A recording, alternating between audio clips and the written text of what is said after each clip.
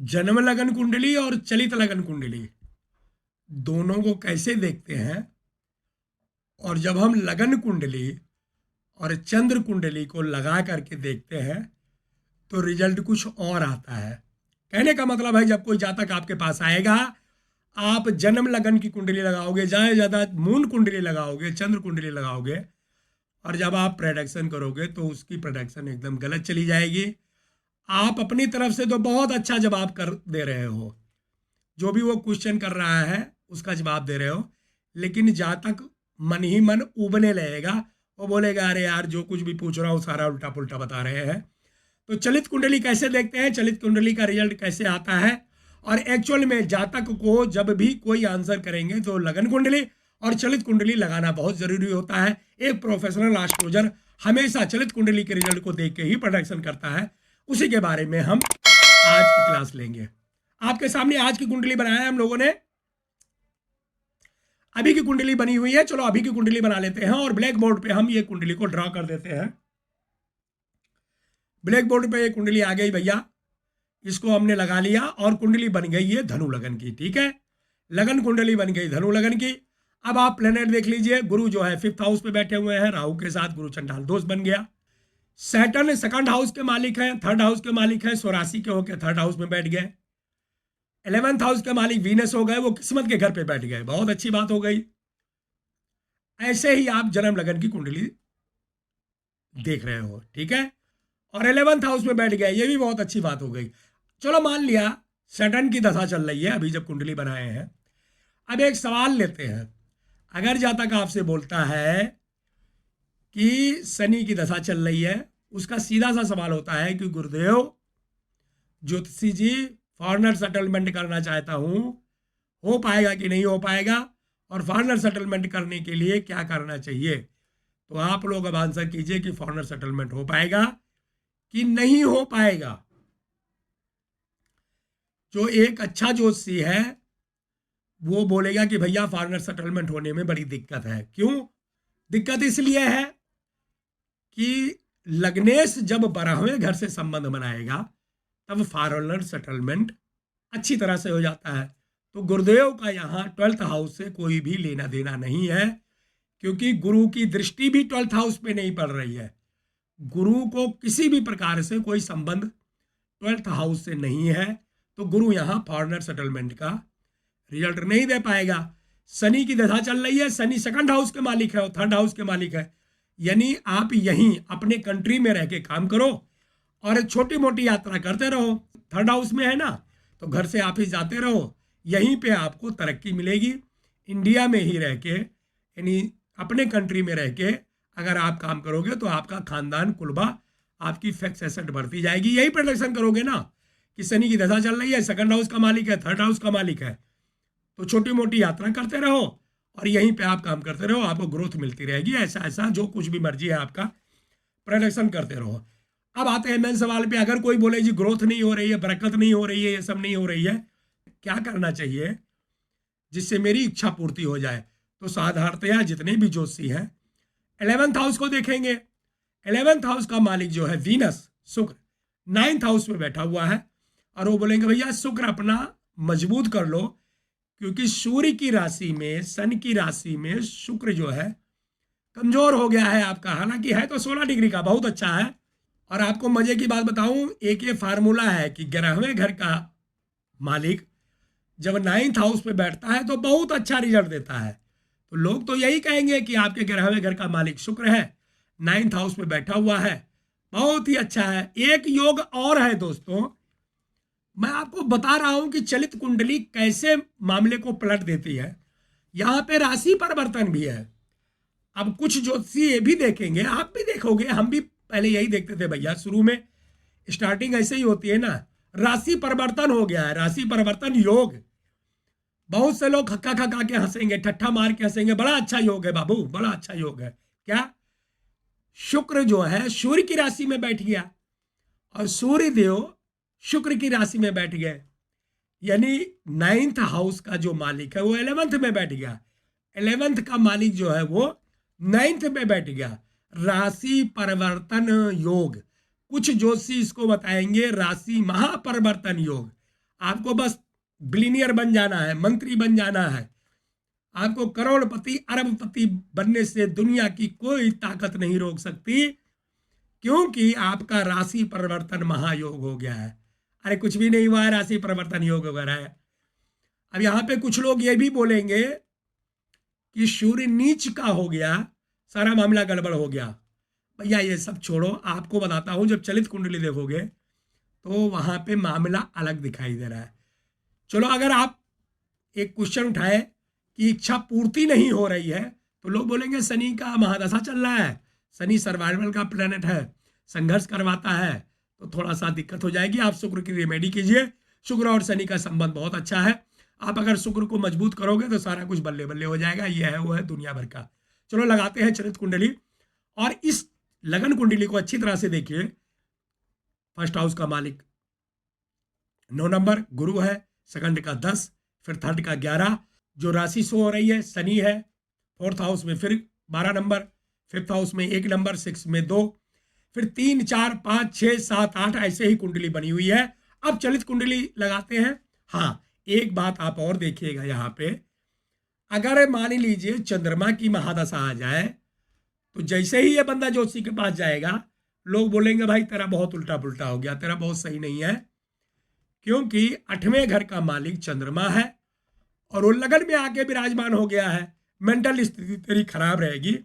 जब जब चंद्रमा अंतरदशा में आएगा या महादशा में आएगा, आप डिप्रेशन में चले जाओगे। क्यों? क्योंकि 8वें घर का रिजल्ट चंद्रमा देगा। 8वें घर का रिजल्ट अच्छा नहीं देता है।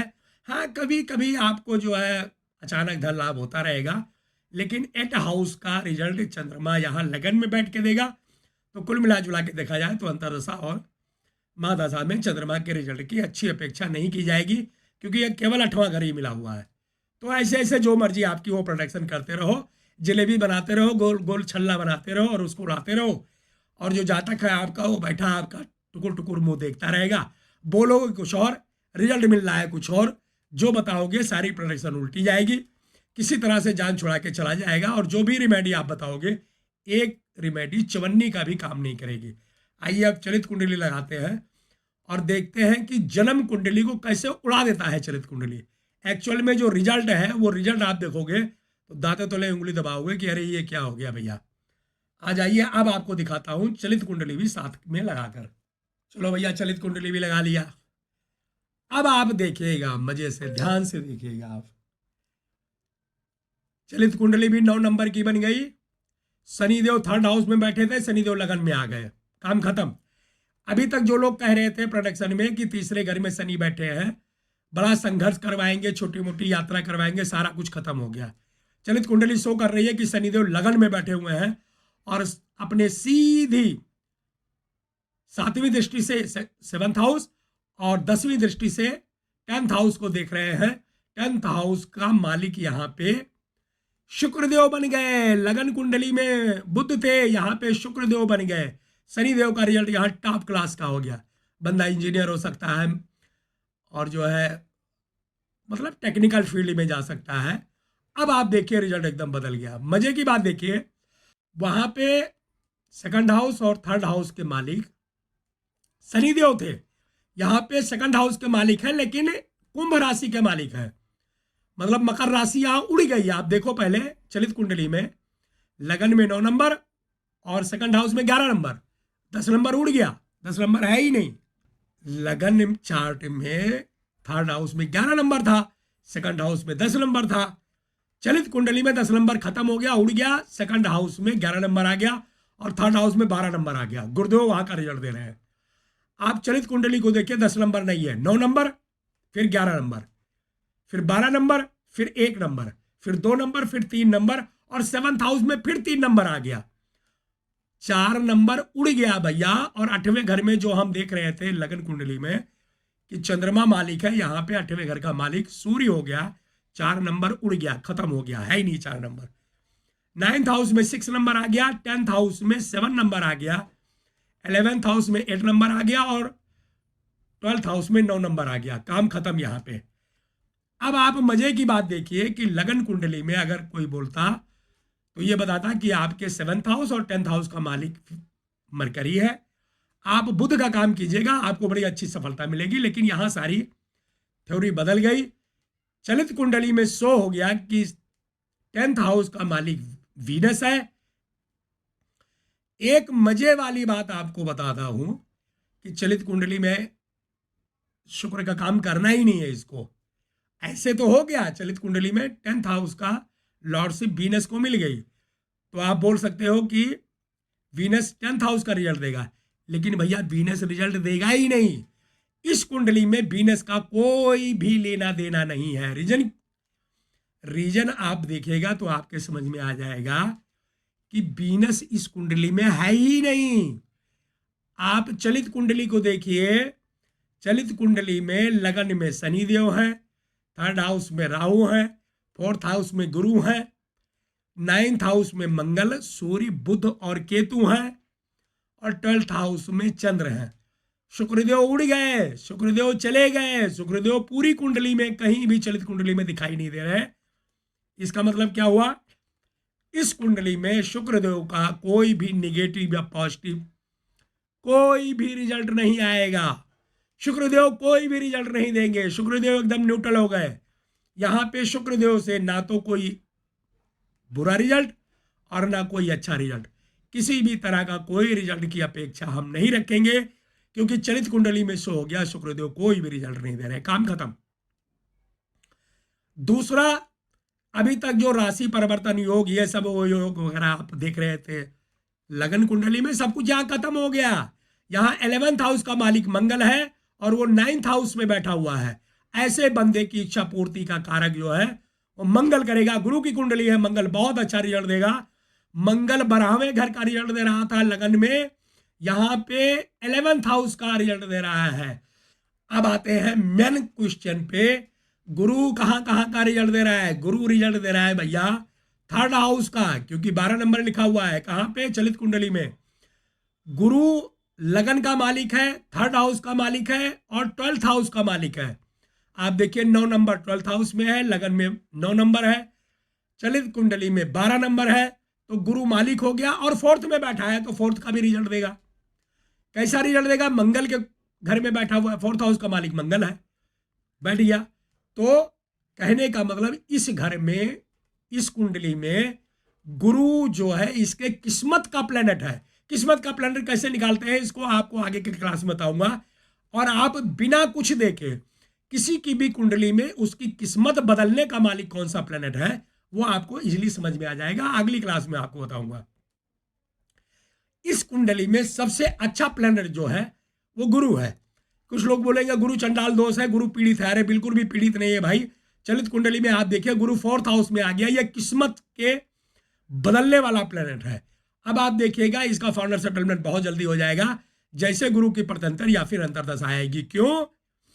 क्योंकि भैया तीसरे घर का मालिक, तीसरे घर का रिजल्ट, छोटी यात्रा, 12th हाउस के लॉर्डशिप मिल गई, 12वें घर की लॉर्डशिप मिल गई, तो लंबी यात्रा, लगन का मालिक है, तो बंदा अपने स्कोप से छोटी यात्रा बड़ी यात्रा करेगा। और 4th हाउस में बैठे हुए हैं यानी आफ्टर मैरिज होम लाइफ, मतलब काम धाम करने के चक्कर में बाहर कहीं जाके घर बसाएगा। शनि जो है लगन में बैठे हुए हैं, 3rd हाउस को देख रहे हैं, 7th हाउस को देख रहे हैं, ये भी काम धाम करेंगे, काम धाम करवाएंगे। और बाहर इसका शनि के टाइम में जैसे गुरु की महादशा, गुरु की अंतरदशा या प्रत्यंतर या सूक्ष्म दशा आएगी, फाउंडर सेटलमेंट हो जाएगा। चलित कुंडली देखने से आपको पता चल गया कि यहाँ पे वीनस कोई रिजल्ट नहीं देगा। इसको जो भी गेन, लाभ, आय, जो कुछ भी करना है वो मंगल देव करवाएंगे। मंगल 4th हाउस के मालिक है, 11th हाउस के मालिक है। कहां पे? चलित कुंडली में।